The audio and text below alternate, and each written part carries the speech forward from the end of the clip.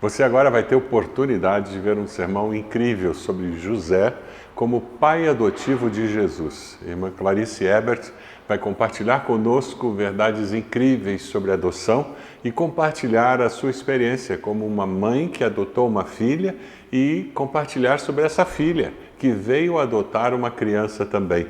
Deus vai abençoar muito a sua vida através dessa mensagem.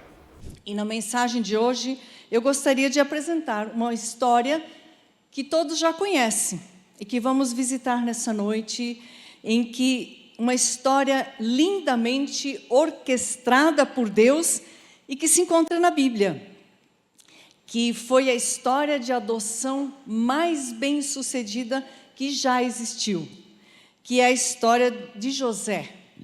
José, o pai adotivo de Jesus. Que história maravilhosa! A inclusão de Jesus na vida humana, na família humana, foi perfeita, foi completa. A linhagem de Jesus, interessante isso, a gente lê nas Escrituras, ele é citado como uma genealogia como descendente de José. Mas Jesus não tinha nenhuma herança biológica de José. José foi o marido de Maria, como todos nós conhecemos, mas não era o pai biológico de Jesus. A concepção de Maria foi um evento divino.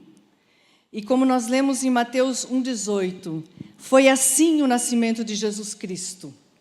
Maria, sua mãe, estava prometida em casamento a José, mas antes que se unissem, achou-se grávida pelo Espírito Santo.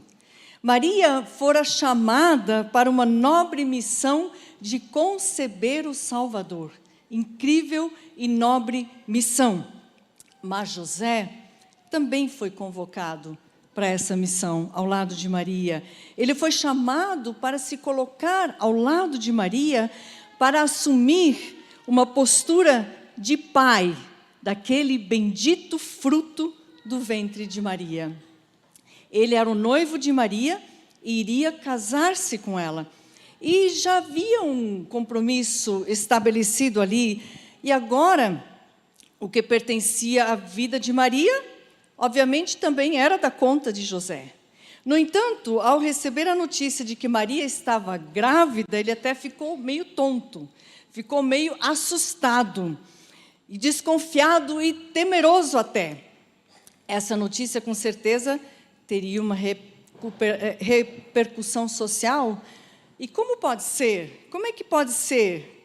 Aquele não podia ser o momento de uma gravidez, pois ele e Maria ainda não eram um casal de verdade. Ou seja, não tinham ainda uma ligação íntima, pois nem haviam se conhecido sexualmente. Muitas dúvidas, muitas desconfianças. É possível que tenha chegado a imaginar que Maria havia feito algo desonesto, que o enganara, ou até mesmo que alguém se apossara de Maria de forma indevida.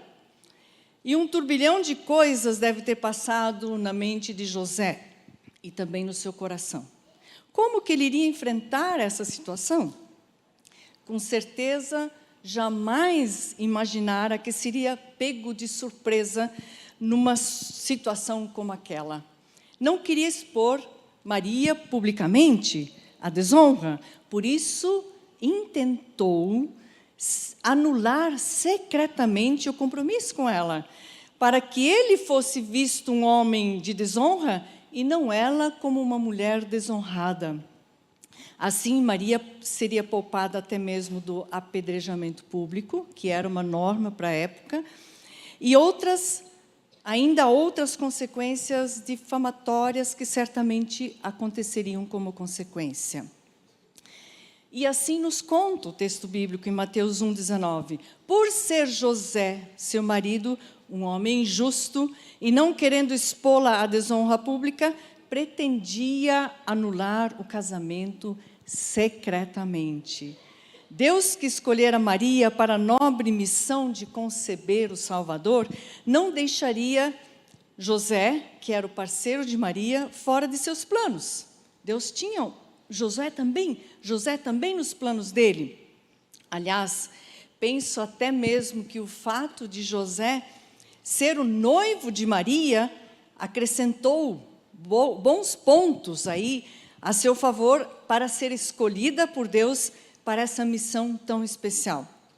É provável que se José fosse um homem de caráter duvidoso, talvez Maria nem fosse a escolhida para ser mãe de Jesus, porque teria uma repercussão muito negativa se Maria tivesse do lado um homem que trabalhasse na contramão daquilo que Deus queria para Jesus aqui na terra.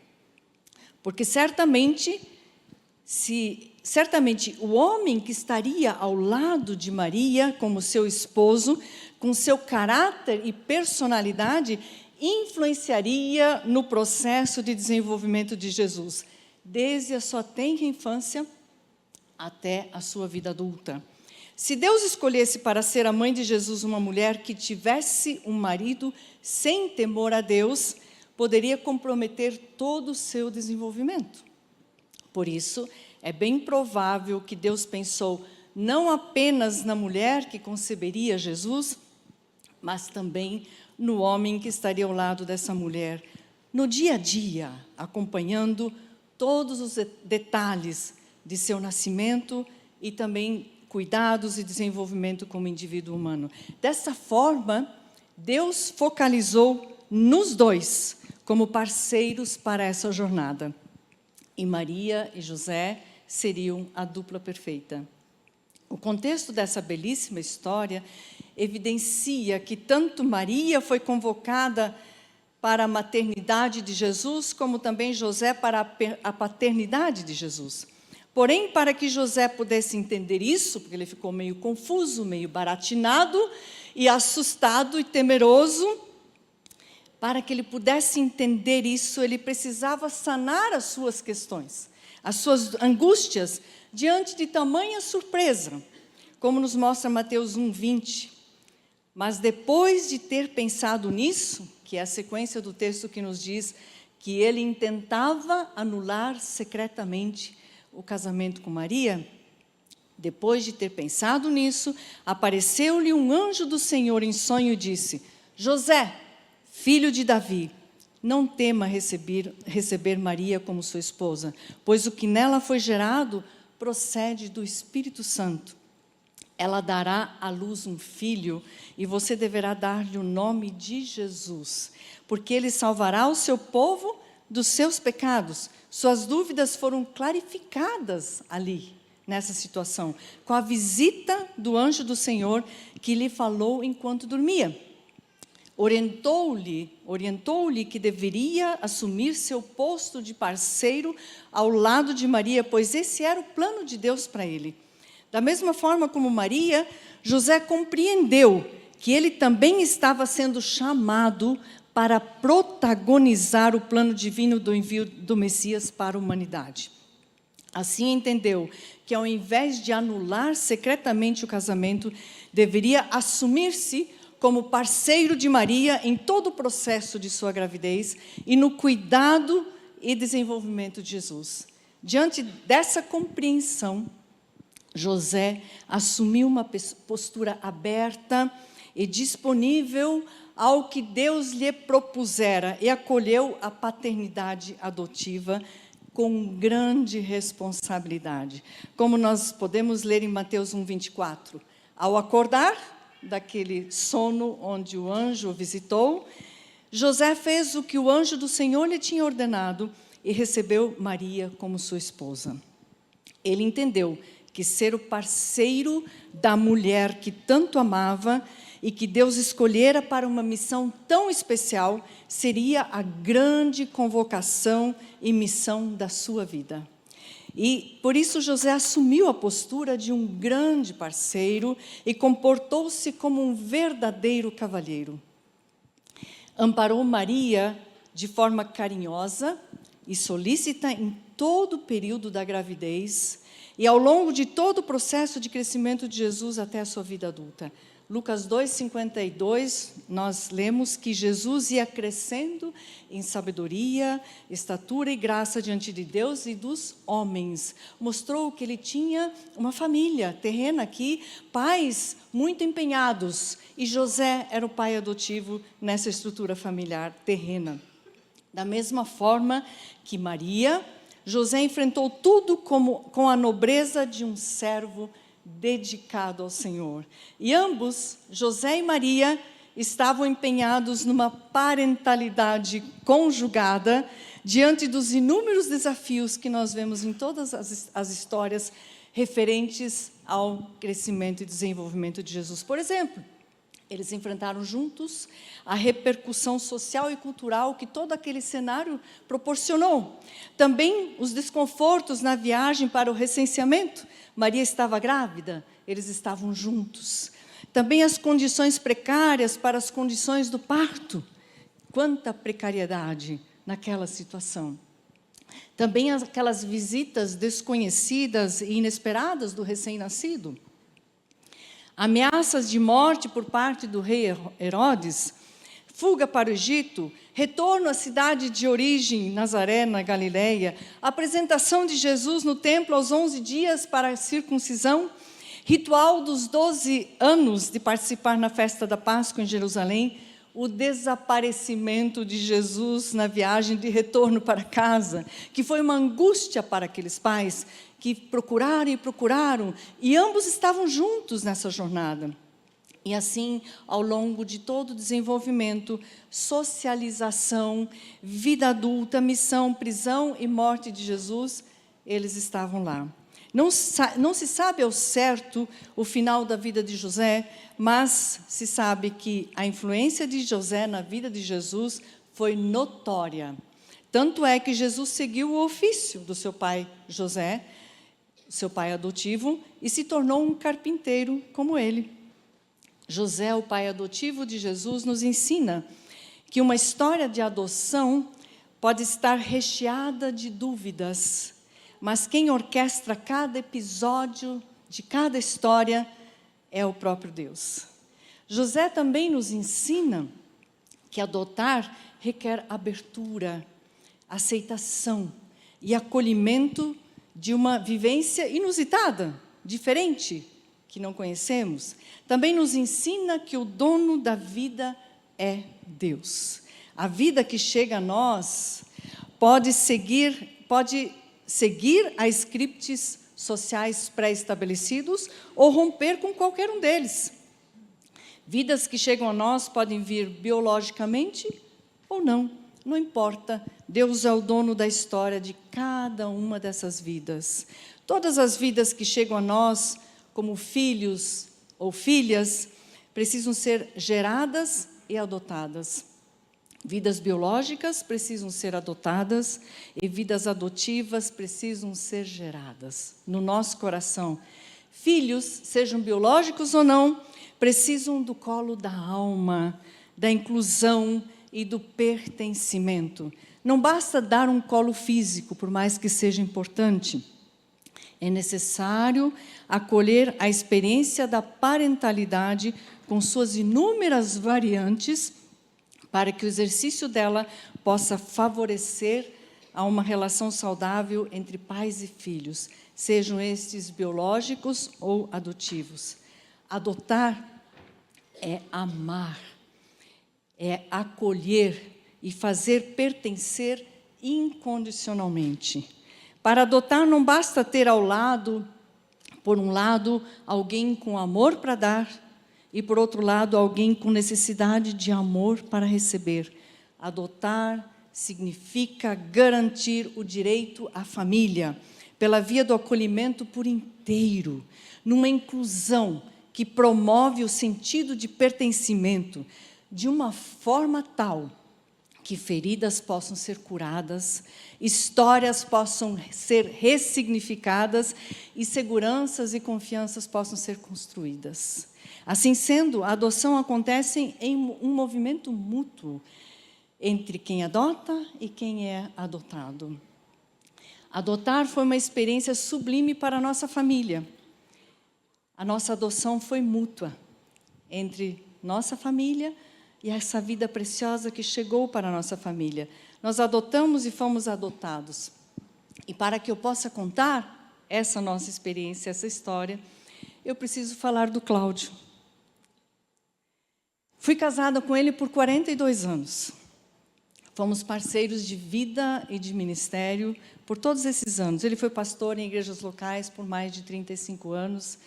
E nos últimos anos nós fomos parceiros, palestrantes, no Ministério de Cursos e Palestras denominado Ministério Vida Melhor. Infelizmente, como vocês já sabem, o desfecho, ele faleceu no final do ano passado. Aproveito aqui a oportunidade até para agradecer o amparo dessa amada igreja, da IBB, naquela semana sagrada que foi para a nossa família no final do ano passado. Especialmente quero agradecer a presença do pastor Silvado, pastoreando a minha vida em frente àquele vidro gelado lá na UTI. Será inesquecível, pastor. Muito obrigada. Agradeço também a ajuda do querido pastor Natal Chabariberi, ele com sua equipe de guerreiros, que se apresentaram solidários no evento da minha mudança de moradia. Também quero agradecer a generosidade da IBB em abrir o espaço físico, com toda a sua infraestrutura, para o velório e o culto de despedida. Também quero agradecer a condução do culto de despedida, realizado com tanta sensibilidade pelo pastor Tiago Chabariberi, pelo ministro Rodrigo, e também pela ministração do pastor Silvado, que marcou aquela experiência com a assinatura de Jesus. Também agradeço a presença de tantos irmãos e irmãs que empaticamente cuidaram da nossa família, enviaram mensagens, nos abraçaram e oraram por nós. Agradeço aos que me visitaram, trazendo orações, palavras, abraços, flores, quitutes, pão, hortelã e manjericão. Em especial agradeço às queridas Rede, Carmen, Liz Sobol e a ministra Margarete. Assim também agradeço a queridos amigos e irmãos de outras igrejas e instituições, como o Instituto Filial de Psicologia, o CPPC e a Irene do Brasil. Certamente, essa gente samaritana fez diferença em meio à experiência dessa perda difícil. Cláudio era um homem bonito, charmoso, amoroso, generoso, carinhoso, valoroso, inteligente, sábio e especialmente gentil. Nós chamávamos ele como o Senhor Gentileza e também o garimpeiro de virtudes. Sou imensamente grato a Deus pelas lembranças que a vida a dois me deixaram. Uma delas é a história justamente da adoção da nossa filha. Cláudio e eu desejávamos desde o namoro casar e ter 3 filhos legítimos. A ideia era incluir em nossa família 2 filhos legítimos por via biológica e um filho legítimo pela via da adoção. Após 1 ano e meio, mais ou menos, de casados, nasceu o Jason, o filho mais velho. Após 2 anos do Jason, nasceu a Jace, filha do meio. Assim, o desejo de ter 2 filhos pela via biológica havia se realizado. E os anos foram passando, e eles 2 crescendo, até que, de repente, Jason já com 9 anos e a Geise com 7. Era verão de 1992 e a nossa família estava de férias. E ali retomamos esse assunto do nosso desejo de termos um 3º filho legítimo pela via da adoção. Queríamos muito dar uma família para mais uma criança. Percebemos que já era tempo. E Cláudio e eu conversamos e oramos para que Deus fizesse a vontade dele nas nossas vidas. Também conversamos e oramos sobre o assunto com os filhos Jason e Geise, porque sabíamos que não eram apenas nós 2 que iríamos adotar alguém, mas também a família toda. E eles também iriam adotar e fazer a inclusão de uma nova irmã ou de um novo irmão. O processo de adoção dizia respeito a toda a família. E a ideia de adoção não era novidade para o Jason e para a Geise, porque esse assunto era recorrente em nossa família, era um desejo que a gente foi construindo, e eles também já desejavam. Mas eles ficaram extremamente felizes ao ouvirem de nós que finalmente estávamos intensificando as nossas orações para que esse desejo pudesse ser realizado e que, finalmente, as buscas pela nossa criança iriam começar de forma mais objetiva. Dali em diante, fomos nos tornando cada vez mais abertos. Sabíamos que Deus já conhecia a nossa criança e o que nos interessava era que Ele nos levasse até ela. Assim, ao retornar do ministério após as férias, no culto de domingo, compartilhamos com a igreja sobre o nosso desejo de adotar e pedimos que todos se unissem a nós em oração nesse sentido. Logo após o culto, uma senhora veio nos falar que conhecia um caso de uma menina preta na cidade vizinha. E logo na segunda-feira, após aquele domingo, nós ligamos para a assistência social da prefeitura daquela cidade vizinha, combinamos que iríamos conversar na quinta seguinte. Assim, no dia 6 de fevereiro de 1992, Cláudio e eu conhecemos a nossa filha Jamine. E Jason e Geise conheceram a irmãzinha deles. Ela havia nascido 27 de dezembro de 1991. Ela estava com 41 dias de vida. Quando a vimos, tínhamos certeza de que era nossa filha. Queríamos levá-la para casa naquele dia, mas a gente sabe que as coisas não funcionam assim. Precisa haver uma avaliação, precisa haver um estudo e tudo mais. Mas fomos lá conversar com o assistente social, com o promotor e com o juiz, que eram responsáveis pelo caso. O juiz era meio resistente no início, mas fomos conversando, e o milagre aconteceu e nos deu a criança naquele mesmo dia. Quando menos vimos, nós estávamos indo para casa com uma bebezinha linda e fofinha no colo. Ao chegarmos em casa, nós compartilhamos para muitas pessoas da igreja, e foi lindo, porque nós adotamos ela, mas a igreja toda adotou também. E nós não tínhamos nenhum enxoval até então, mas uma semana depois nós tínhamos absolutamente de tudo. E a nossa experiência acabou inspirando outras famílias para adoção. Assim, novas adoções foram acontecendo, e naquele cenário inclusivo ali, não havia distinção entre quem era adotado, quem não era uma coisa meio naturalizada. Hoje, os nossos 3 filhos, 2 genros, uma nora, nos abençoaram com 7 netos. Nossas filhas Geise e Jamine estão aqui hoje, como o pastor Silvado já apresentou. E eu gostaria de chamar a minha filha Jamine, que é a nossa experiência de adoção, que acalentou o nosso coração de uma maneira tão linda. E eu queria que você compartilhasse conosco a sua experiência, filha. Agora, a Jamine já está com mais de 30 anos, não vou revelar a sua idade completa. E ela é casada com o Tiago há 12 anos. E eles têm 2 filhas legítimas, a Maria e a Alice. Uma filha que chegou pela via biológica e outra também pela via da adoção. Então, querida, compartilhe com a gente um pouco da sua experiência. Boa noite, igreja. Quando minha mãe me convidou para estar aqui, fiquei feliz, porque esse tema já faz parte da minha vida faz 32 anos, mãe. Pode falar, não tem problema. Confesso que eu não lembro do dia que eu descobri que foi adotada. Esse tema sempre foi muito natural para mim, para a nossa família. Meus pais sempre ilustraram esse tema de uma forma muito natural, né? Falavam que o meu irmão veio de parto normal, minha irmã que está aqui veio de cesárea, e eu, filha do coração. Mas, à medida que eu fui crescendo, eu percebi que o que era natural para a nossa família não era natural para as outras pessoas. Então, perguntas indiscretas, indesejadas, né? É sua irmã mesmo? Né? Filha de outro casamento? Perguntas pela cor da pele, né? Sermos diferentes. Isso começou a me constranger bastante. E quando eu tinha... Mas hoje, como adulta, eu percebo o quanto meus pais foram assertivos em trabalhar na minha identidade, né, que eu fui construindo isso, e também trabalharam com os meus irmãos em relação a isso. Eles contribuíram na formação dessa identidade. Hoje eu percebo isso. E quando eu tinha 15 anos, um professor também muito mal preparado na época falou sobre o sobrenome alemão, uma menina preta com sobrenome alemão. Eu cheguei em casa chorando muito, e minha mãe me abraçou na época. Oramos juntas, mais uma vez ela reafirmou o amor dela por mim, e passou. Quando eu fiz 20 anos, eu casei. Mas aquela curiosidade de ver alguém parecido comigo continuou. Então, meu marido, Tiago, começou a fazer buscas pela internet. E acreditamos que nós vimos a foto da minha progenitora, né? Nós falamos progenitora. E ao ver a foto da progenitora, eu tive 2 tipos de sentimentos, né?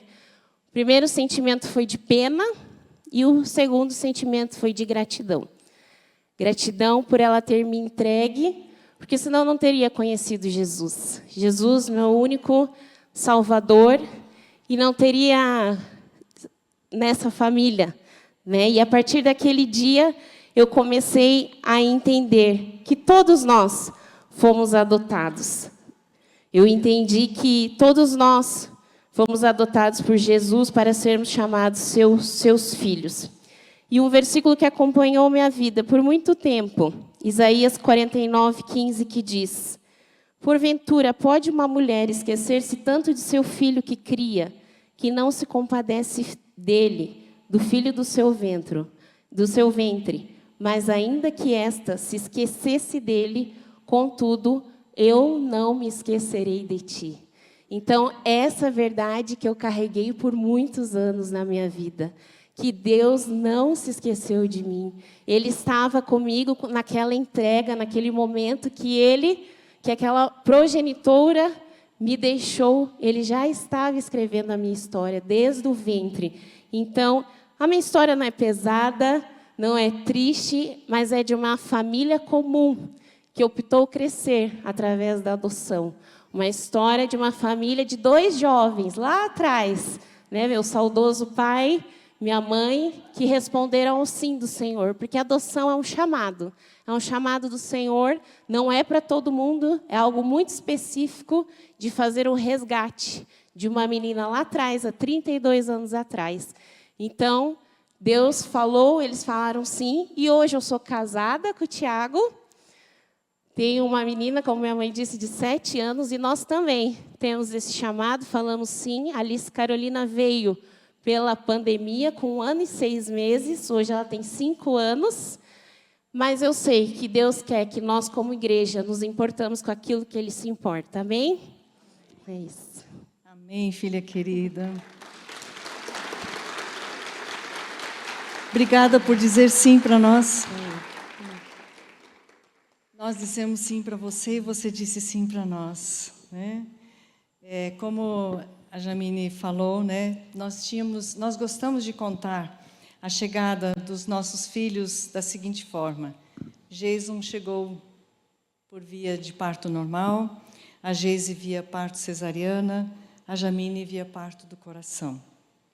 Essas 3 formas de parto passaram por metáforas, passaram a ser metáforas para a chegada dos nossos 3 filhos. Sendo que a experiência da chegada de cada um deles carregava o aspecto do natural, da cesariana e também do coração. A parte do normal, natural, pelo desejo natural de nós querermos cada um deles, desejarmos cada um deles, era um desejo intenso. Também o aspecto da cesariana, pela ruptura que acontecia em nosso estilo de vida cada vez que um deles chegava. Também do coração diante da alma que se abria para acolher e dar o colo para cada um deles, o colo do pertencimento.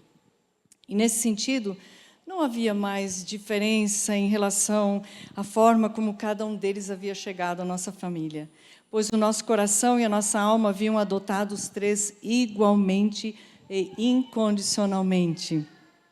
E claro, meus queridos, que a história de adoção da nossa família certamente não revela a grandiosidade de nós como pessoas, mas revela, sim, a assinatura de Jesus em nossas vidas e também na nossa família. Eu quero agradecer essa oportunidade, muito obrigada pela atenção e que Deus abençoe a todos. E devolvo o microfone aqui para o pastor Silvado. Muito obrigada. Que bom que você ficou conosco até aqui. Por favor, inscreva-se nesse canal, deixe um like. Nós queremos que Deus continue abençoando a sua vida.